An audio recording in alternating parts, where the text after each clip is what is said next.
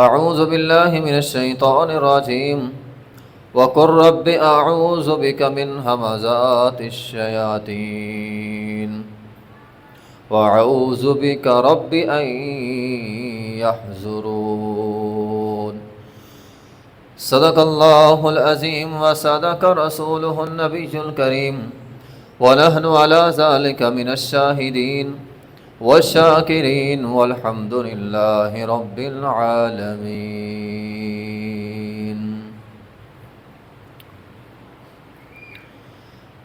محترم و مکرم سامعین کرام، اللہ رب العزت، اللہ ہمارا خالق بھی ہے، مالک بھی ہے، رازق بھی ہے، پالنے والا بھی ہے، اولاد دینے والا بھی ہے، رزق دینے والا بھی ہے۔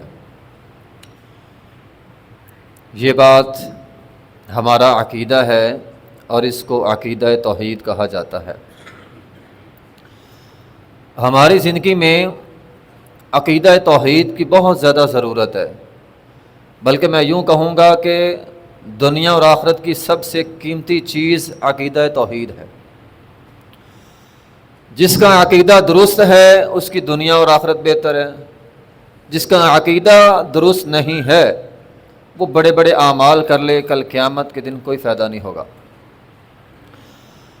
عقیدہ توحید کے بہت سارے پہلو ہیں، جن میں سے ایک پہلو تعوذ ہے، اللہ کی پناہ حاصل کرنا، اللہ کی نگرانی میں خود کو پیش کرنا، یہ ہے تعوذ، جس کو ہم پڑھتے ہیں اعوذ باللہ من الشیطان الرجیم۔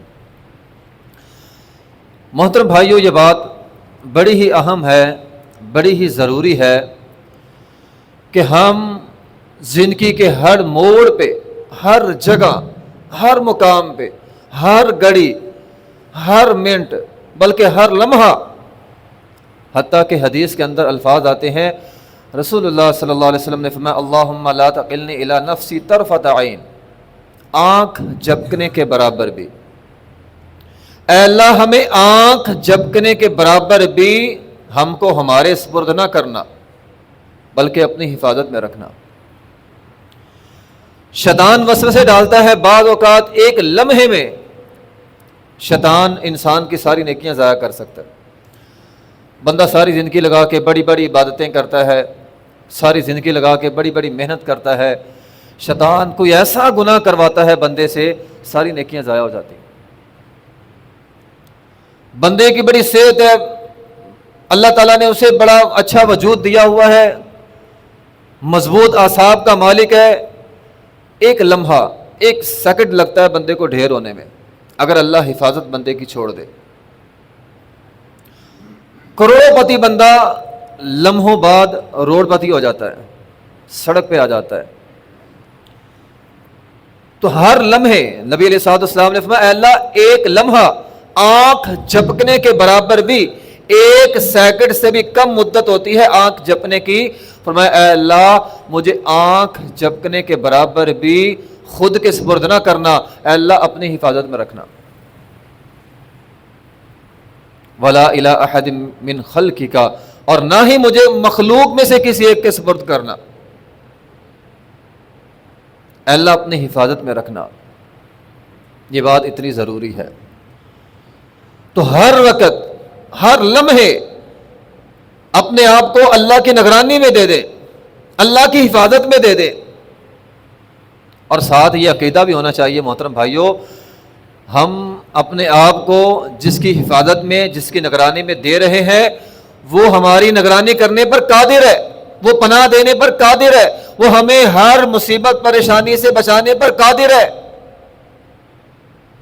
اور ساتھ یہ عقیدہ ہونا چاہیے، اگر اللہ کی ذات، یہ عقیدے کی بات کر رہا ہوں، کسی کی حفاظت چھوڑ دے، کسی کو پناہ نہ دے، اللہ کسی کی مدد نہ کرے، وَلَن تَجِدَ مِن دُونِهِ مُلْتَحَدًا، رب کا قرآن کہتا ہے، عقیدہ ہمارا یہ ہے، دنیا کی کوئی طاقت اسے پناہ نہیں دے سکتی۔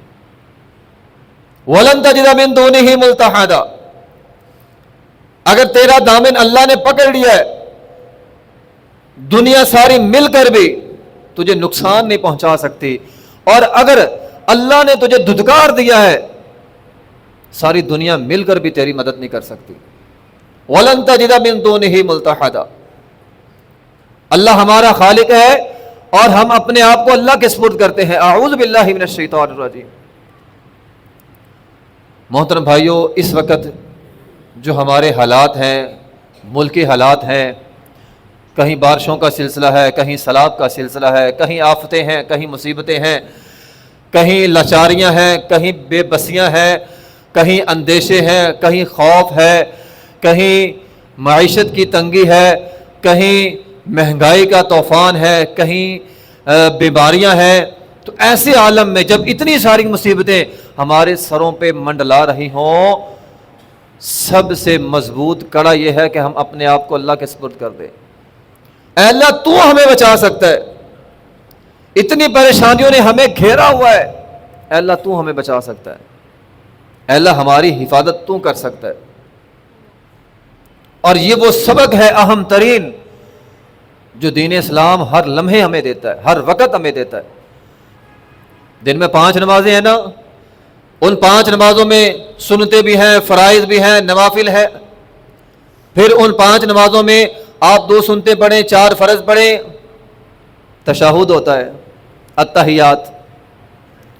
التحیات میں ہمیں ایک دعا سکھلائی گئی ہے، اللہم انی اعوذ بک من عذاب القبر، اے اللہ میں تیری پناہ میں آنا چاہتا ہوں، اے اللہ مجھے قبر کے عذاب سے محفوظ رکھ، من عذاب جہنم، من فتنۃ المسیح الدجال، اے اللہ جہنم سے بچا، اے اللہ اس امت کا سب سے بڑا فتنہ دجال ہے، اے اللہ مجھے دجال سے بچا، اعوذ بک من فتنۃ المحیا والممات، اے اللہ زندگی کے بڑے بکھیڑے ہیں، اے اللہ زندگی کے بڑے مسائل ہیں، اے اللہ زندگی کی بڑی پریشانیاں ہیں، بڑی الجھنیں ہیں، بڑی مشکلات ہیں، اے اللہ میں تیری پناہ میں آنا چاہتا ہوں، میں ان سے بچ نہیں سکتا، اگر تو بچائے تو بچ سکتا ہوں۔ اے اللہ موت کے فتنے ہیں، موت انسان کی زندگی کا سب سے کمزور ترین پہلو ہے، بعض اوقات انسان بھٹک جاتا ہے، اے اللہ میں بھٹکنا نہیں چاہتا، میری موت آئے حالت ایمان پہ آئے، میں زندہ رہوں حالت ایمان میں رہوں۔ اللہم انی اعوذ بک من المعصم والمغرم۔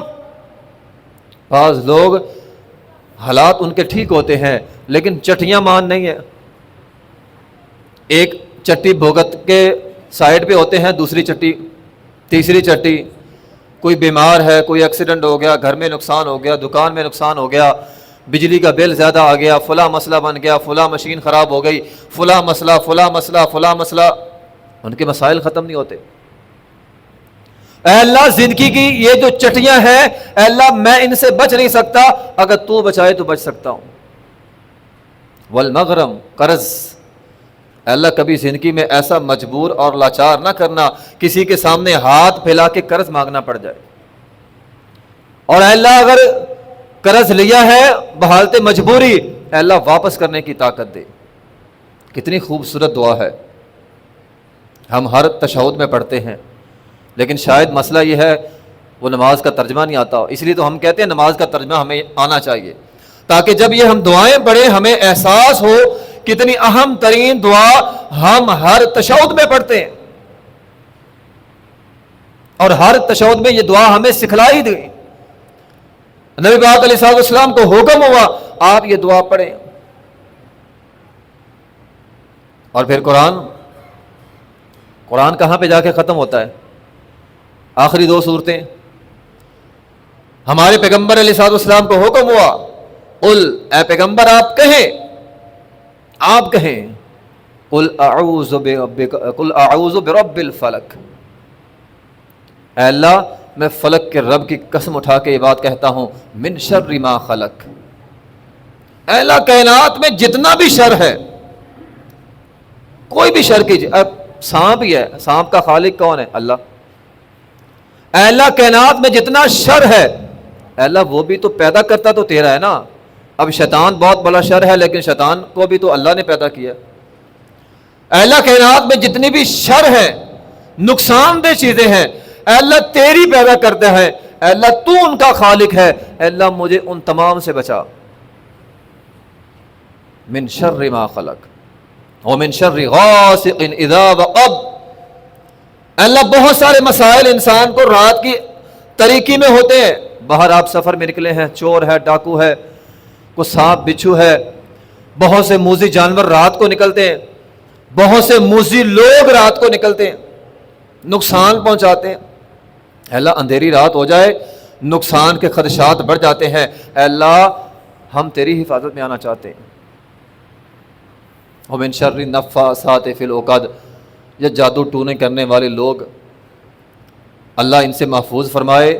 اچھا بلا ہنستا بستا گھر، یہ جادو ٹونے کرنے والے اچھا بلا ہنستا بستا گھر اجاڑ کے رکھ دیتے۔ خاوند ہے، بیوی ہے، بچے ہیں، خوش باش زندگی چل رہی ہے، کوئی ایسا بدبخت آتا ہے جادو کرواتا ہے، سارا گھر اجڑ گیا، بچے بیمار ہو گئے، بیوی بیمار ہو گئی، شوہر کی نوکری ختم ہو گئی۔ اے اللہ میں اپنی زندگی میں خوش باش ہوں، ان جادو ٹونے کرنے والے لوگوں سے اللہ مجھے بچا کے رکھ۔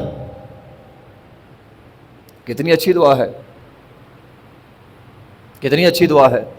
اور اب کا قرآن ہے وَمِن شَرِّ النَّفَّاثَاتِ فِي الْعُقَدِ، اے اللہ گھروں کے اندر پھونکتے ہیں، اتنے بے ایمان ہیں، ظالم ہیں، اے اللہ ان کے پھونکوں سے مجھے بچا۔ وَمِن شَرِّ حَاسِدٍ إِذَا حَسَدَ، اے اللہ بعض لوگ حاسد ہوتے ہیں،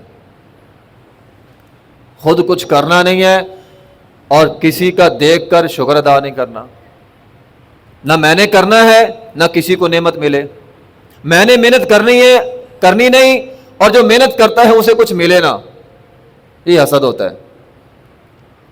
خود کے اندر ہٹ درمی ہے، میرا بھائی ہے، مسلمان بھائی ہے، خونی رشتہ دار والا بھائی ہے، وہ محنت کرتا ہے، اگر وہ کامیاب ہو رہا ہے اس کی کامیابی سے جلنا ہے۔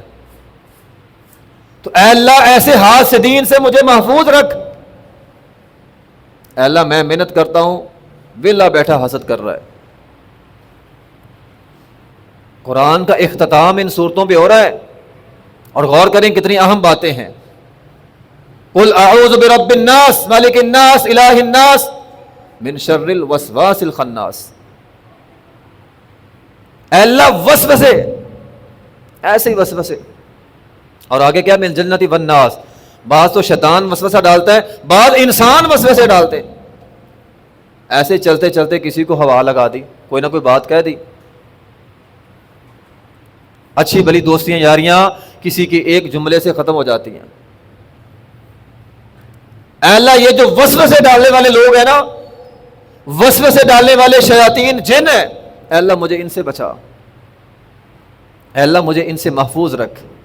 رسول اللہ صلی اللہ علیہ وسلم نے فرمایا شیطان انسان کے جسم میں، انسان کی رگوں میں خون کی طرح دوڑتا ہے۔ رسول اللہ صلی اللہ علیہ وسلم اپنی بیوی کے ساتھ باہر جا رہے ہیں، بیوی کے ساتھ جا رہے ہیں، رات تھی، آپ اعتکاف بیٹھے ہوئے تھے، وہ کسی غرض سے آپ سے ملنے آئی، آپ علیہ الصلوۃ والسلام نے فرمایا اکیلی نہیں جانا، میں تجھے چھوڑ کے آتا ہوں۔ آپ علیہ الصلوۃ والسلام اپنی بیوی کو صفیہ رضی اللہ تعالیٰ عنہا امہات المؤمنین کو چھوڑنے جا رہے ہیں، راستے میں دو صحابی ملے، آپ علیہ الصلوۃ والسلام وہاں پہ ٹھہر گئے، فرمایا اے میرے صحابہ یہ جو میرے ساتھ ہے نا یہ میری بیوی ہے۔ صحابہ اکرام نے کہا اے اللہ کے رسول بھلا ہم آپ کے بارے میں بدگمانی کا شکار ہو سکتے ہیں؟ فرمایا نہیں، مجھے یقین ہے تم میرے بارے میں بدگمانی کا شکار نہیں ہوگے، لیکن شیطان پھونک تو مارے گا نا، وہ پھونک مارے گا، ہو سکتا ہے کسی نہ کسی جگہ پہ کبھی نہ کبھی سوچ لا دے گا دماغ کے اندر، پتہ نہیں نبی پاک علیہ الصلوۃ والسلام کس کے ساتھ جا رہے تھے، نعوذ باللہ۔ میں نے اس لیے وضاحت کی ہے۔ تو جس طرح میں نے شروع میں کہا شیطان کوئی موقع، کوئی لمحہ ہاتھ سے جانے نہیں دیتا، وہ کہتا ہے مجھے موقع ملے میں اس کی ساری نیکیاں ابھی کے ابھی ایسا کام کرواؤں کہ ضائع ہو جائیں۔ اللہ شیطان کے وسوسوں سے مجھے بتا، الذی یوسوس فی صدور الناس، یہ سارے ملعون اکٹھے ہو کے دلوں کے اوپر وار کرتے ہیں، دلوں میں باتیں ڈالتے ہیں۔ تو محترم بھائیوں یہ قرآن کی آخری صورتیں ہیں، ہمیں سے اکثر لوگوں کو یاد بھی ہوگی۔ ان صورتوں کو اور ساتھ ایک پچھلی صورت ملا لیں، سورہ اخلاص، قل واللہ، یہ 3 صورتیں ہیں، بڑا بہترین عقیدہ ہے ان میں، اور آپ یہ صورتیں اپنی زندگی کا حصہ بنا لیں۔ لوگ پریشان آتے ہیں، بچے سوتے نہیں ہیں، مسائل ہیں، یہ 3 صورتیں پڑھ کر بچوں کو بھوکا کریں۔ نبی علیہ الصلوۃ والسلام کی بیوی حضرت عائشہ رضی اللہ تعالیٰ فرماتی ہیں ہم یہ 3 صورتیں پڑھ کر اپنے آپ پر پھونکا کرتی تھی، اپنے بچوں پر بھوکا کریں۔ اللہ ہم کو، ہمارے آل و اولاد کو شیاطین سے محفوظ رکھے گا۔ تو بات ہو رہی ہے پناہ مانگنے کی، تو اللہ تعالیٰ کی پناہ میں رہا کریں، اللہ تعالیٰ سے دعا کیا کریں۔ اب دیکھیں نا، نماز کی بات ہوئی ہے، اس کے بعد اہم ترین عبادت قرآن ہے، آپ قرآن کی بات کر لیں۔ اللہ تعالیٰ فرماتے ہیں قرآن اہم ترین عبادتوں میں سے ایک عبادت ہے۔ اللہ جی کیا حکم ہے؟ فَإِذَا قَرَأْتَ الْقُرْآنَ فَاسْتَعِذْ بِاللَّهِ، اہم ترین عبادت کرنے لگے ہو، اعوذ باللہ پڑھ لو۔ اے اللہ اعوذ باللہ کیوں پڑھیں؟ ہم تو قرآن پڑھنے لگے ہیں، قرآن ہی پڑھنے لگے ہیں نا، اعوذ باللہ کیوں؟ قرآن تو عبادت ہے، قرآن تو اللہ تیری کلام ہے۔ اللہ تعالیٰ فرماتے ہیں میری کلام سے پہلے اعوذ باللہ پڑھ لو، میری پناہ میں آ جاؤ، ورنہ شیطان بہکائے گا۔ اللہ شیطان کیا کہے گا؟ وَيُرِيدُ الشَّيْطَانُ أَن يُضِلَّهُمْ ضَلَالًا بَعِيدًا، قرآن تو ہدایت کی کتاب ہے، وہ پھونک مارے گا دل پہ آ کے، قرآن نہیں پڑھنا۔ وَيُرِيدُ الشَّيْطَانُ أَن يُضِلَّهُمْ ضَلَالًا بَعِيدًا، قرآن نہیں پڑھنا، وہ تمہیں قرآن سے دور کرے گا۔ وَيُرِيدُ الشَّيْطَانُ أَن يُوقِعَ بَيْنَكُمُ الْعَدَاوَةَ وَالْبَغْضَاءَ، وہ تیرے دل کو نرم نہیں ہونے دے گا۔ قرآن شفا ہے، قرآن کے اندر دلوں کی نرمی ہے، وہ یہ چاہتا ہے بھائی بھائی کا خون بہائے۔ یہ مل کر کیوں بیٹھے ہیں؟ یہ ایک گھر میں کیوں رہتے ہیں؟ یہ الگ الگ کیوں نہیں ہو رہے؟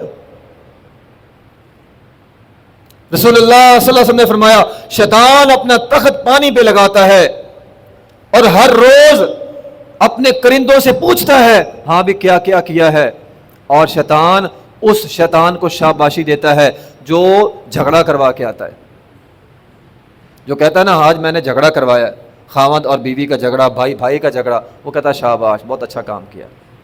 ایو کیا بینکم العداوۃ والبغضاء،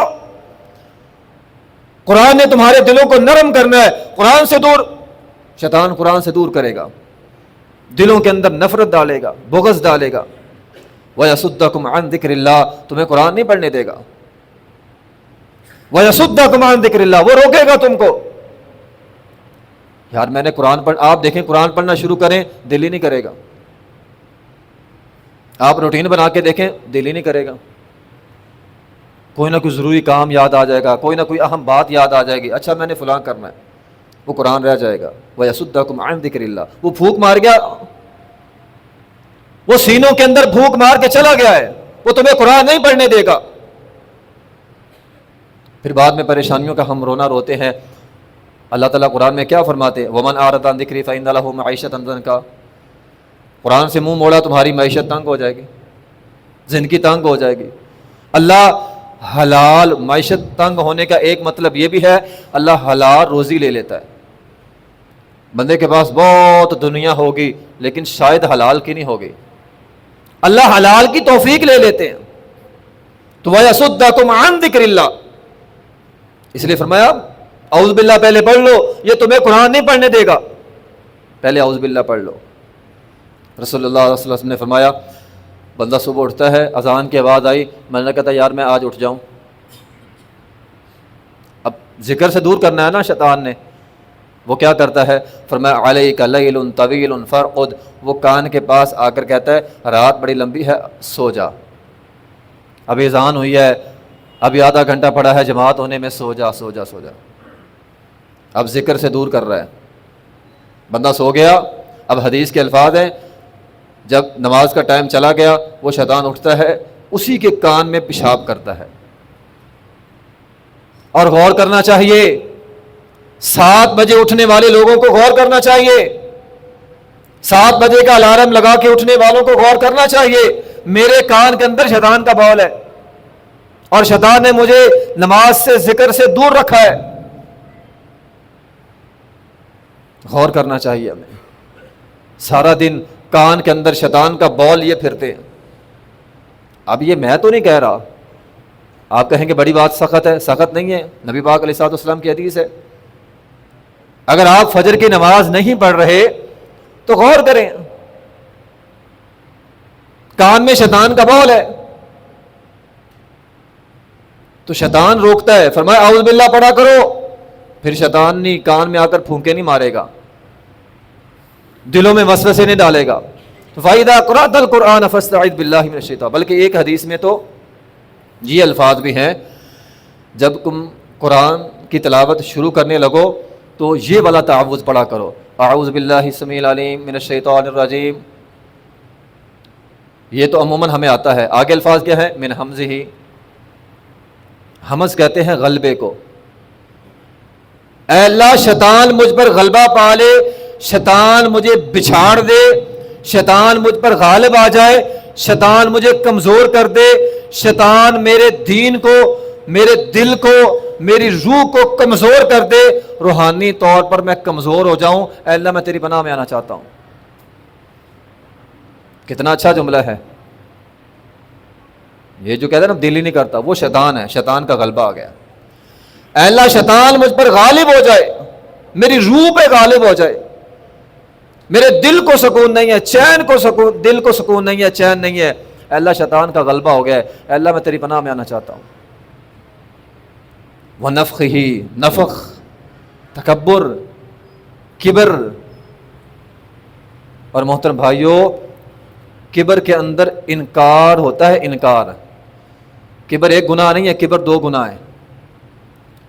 اذان آئی، اب دل میں خیال آیا نماز پڑھنی ہے لیکن نہیں پڑھی، گویا آپ نے زبان سے انکار تو نہیں کیا نماز کا، لیکن دل کے کونے نے انکار کر دیا نماز پڑھنے نہیں جانا، آپ نہیں جاتے۔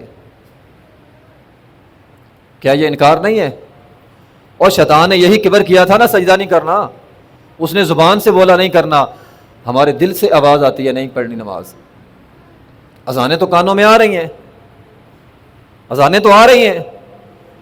اب کوئی بھی ہم میں سے بیٹھا شخص زبان سے یہ نہیں کہے گا میں نے نماز نہیں پڑھنی، میں نماز نہیں پڑھتا۔ کئی بدبخت ہوں گے جو ایسا جملہ بولتے ہوں گے، لیکن عموماً ایسا جملہ کوئی نہیں بولتا، پڑھتا ہوں جی، ابھی جاتا ہوں جی۔ وہ دل کے کونے کے اندر یہ ہے، انکار ہے کہ نہیں پڑھنی، بہانے مار رہا ہے، کپڑے نہیں ٹھیک، فلاں نہیں ٹھیک، فلاں نہیں ٹھیک، وقت نہیں ہے، گاہک آنے والا ہے، فلاں مسئلہ، نوکری کا مسئلہ، جاب کا مسئلہ ہے، فلاں مسائل آ جاتے ہیں۔ تو کبر کے اندر انکار ہوتا ہے، چاہے آپ زبان سے کریں نہ کریں، دل کے اندر ہوتا ہے۔ تو اے اللہ شیطان مجھے متکبر بنائے، اے اللہ میں تیری پناہ میں آتا ہوں۔ کتنا اچھا جملہ ہے۔ وَنَفْسِهِ، تیسرا جملہ ہے وَنَفْسِهِ۔ نفس کہتے ہیں اشعار کو، شعر پڑھنا۔